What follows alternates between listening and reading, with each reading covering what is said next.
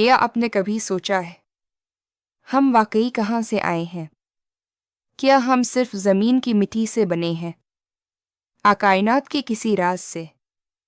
اور ایک حیران کن سوال، کیا ہم خود اس زمین پر ایلین ہیں؟ 2023 میں جدید خلائی تحقیق نے کچھ حیران کن انکشافات کیے۔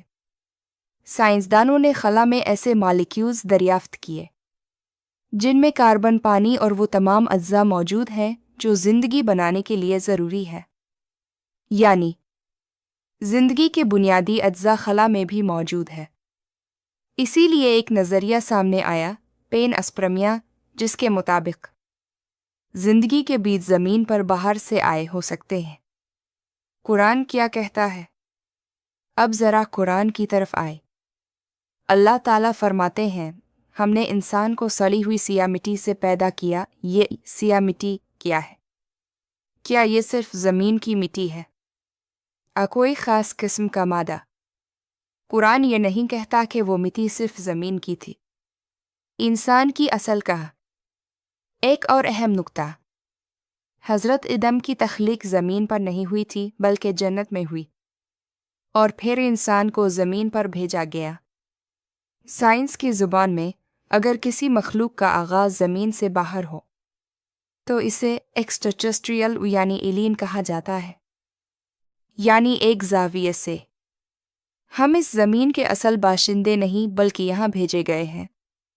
کائنات اور سیاہ مادہ، ڈارک میٹر، سائنس بتاتی ہے کہ کائنات کا بڑا حصہ ڈارک میٹر اور کاسمک ڈسٹ پر مشتمل ہے۔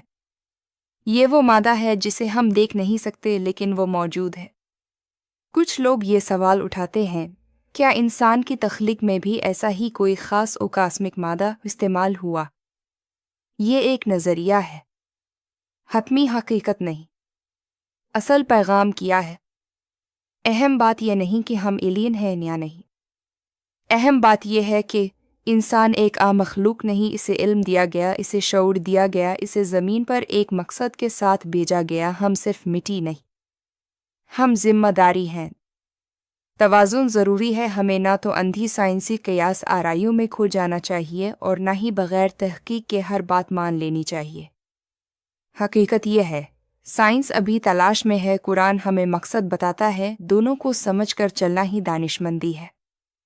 تو سوال یہ نہیں کہ ہم کہاں سے آئے ہیں، اصل سوال یہ ہے، ہم یہاں کیوں آئے ہیں اور ہمیں کیا کرنا ہے؟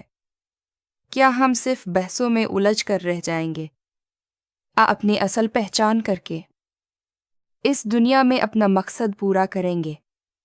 اگر ویڈیو پسند آئے تو قاضی ٹی وی 591 کو سبسکرائب اور شیئر کریں اور سوچنا شروع کریں، کیونکہ شاید آپ وہ ہیں جو آپ خود بھی نہیں جانتے۔